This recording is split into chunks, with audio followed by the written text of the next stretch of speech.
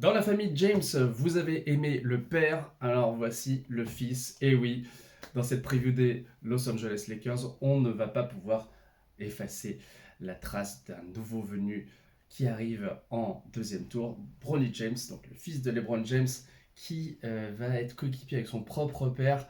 Prend ça Jordan dans le débat du GOAT, lui qui n'a jamais eu de fils drafté. Donc voilà, ça fait un argument de plus. Même si moi, personnellement, je trouve que le plus grand, c'est plutôt Jordan.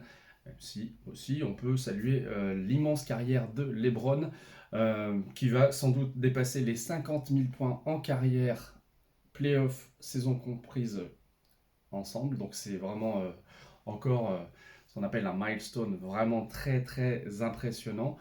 Et puis bon, on va quand même parler de cette équipe, hein, parce qu'il n'est pas tout seul dans cette équipe des Lakers. Et commençons par le bilan des Lakers l'an dernier. Un bilan correct mais sans plus, avec une élimination au premier tour face à Denver.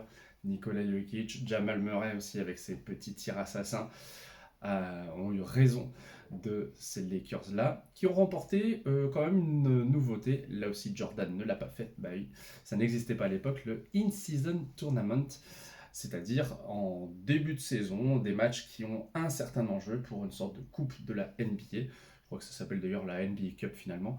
Bref, ils sont allés au bout, ils ont battu Indiana en finale. C'était un bel accomplissement, ils ont mis une petite bannière, plus petite quand même que les grandes, pour l'occasion au plafond de leur salle. Et maintenant, il va falloir s'attaquer à cette saison qui est encore pleine de questions, puisque l'an dernier, hormis cette belle performance du in-season, ils ont eu du mal à être vraiment sereins. Ils se sont qualifiés pour les playoffs, mais il a fallu remonter depuis les bas-fonds. C'était pas très très bien parti. Il y a eu une réorganisation. Russell Westbrook qu'on envoie à Los Angeles, mais du côté des Clippers, des choses comme ça qui ont freiné, je pense, la progression de l'équipe. Et puis, malgré vraiment un très très bon niveau d'Anthony Davis, de LeBron James, autour, c'était pas toujours ça, même si on a de bons joueurs, hein, Austin Reeves bien sûr, D'Angelo Russell, qui a pu prendre des petits coups de chaud en fin de saison. Mais dans l'ensemble, pour une franchise aussi prestigieuse qu'ambitieuse, les Lakers n'ont pas vraiment donné satisfaction. Et alors pour cette année, est-ce que du coup on peut espérer mieux? Eh ben, d'après moi, ça va être peut-être un peu moins compliqué en début de saison, mais on ne sera pas dans le top 6 de l'Ouest, je pense, parce que la concurrence, je le rappelle à chaque vidéo, sur les équipes de l'Ouest, elle est féroce, elle est énorme. Il y a des qualités de profondeur, de jeunesse, de tir à 3 points qui a été un gros souci l'année dernière pour les Lakers ailleurs. Donc, faudra voir, faudra voir.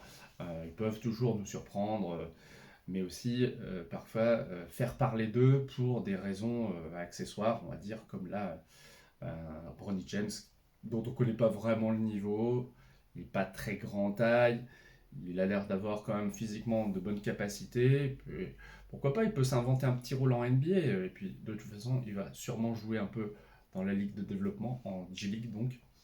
Quant à LeBron James, bien, moi pour l'avoir vu au JO cet été, franchement, il est tout bonnement impressionnant. C'est bête à dire, hein, mais quand on le voit physiquement, musculairement, dans son shoot, dans ses habitudes d'avant-match, et puis après, en match, d'arriver à taper encore des dunks ou des actions où il y a un adversaire qui lui tombe dessus sur les deux jambes et puis se relève, voilà, en roulant les épaules, ça reste vraiment un spectacle inestimable. Et faut pas oublier évidemment que LeBron, KD, Curry vont bientôt s'en aller, hein, mine de rien, ça arrivera un jour ou l'autre. D'ici 1, 2, 3 ans, peut-être plus pour certains, mais pas beaucoup plus. Bref, il va falloir que les coéquipiers de LeBron James, sous les ordres du nouveau coach JJ Redick, ancien joueur des Clippers notamment et commentateur télé, ben, ces joueurs-là, il va falloir qu'ils se mobilisent et qu'ils donnent ben, une performance qui n'était pas forcément celle de l'année dernière. Il y a eu comme renfort un rookie, Dalton Knecht. Je ne sais pas si je prononce bien, mais Knecht, il est vraiment bon shooter et je pense qu'il peut leur rendre service. On commence à voir là en pré-saison des apparitions et peut-être qu'il va être un atout intéressant. Cela dit, peut-être pas lui qui va révolutionner le jeu. On reste sur des joueurs qui n'ont pas trop changé par rapport à l'année dernière. On peut pas dire que les Lakers se soient vraiment mobilisés pour bouger et bousculer la hiérarchie. Donc on verra. Moi, comme je vous l'ai dit, je ne les vois pas top 6. Je les vois plutôt niveau play-in, c'est-à-dire entre la 7e et la 10e place de l'Ouest. Après, je ne sais pas si c'est une équipe que vous appréciez, mais on en reparlera forcément. Il y aura toujours des choses à dire sur les Lakers. Fin de ma présentation et à bientôt pour d'autres présentations sur le Seigneur des Arceaux. Salut!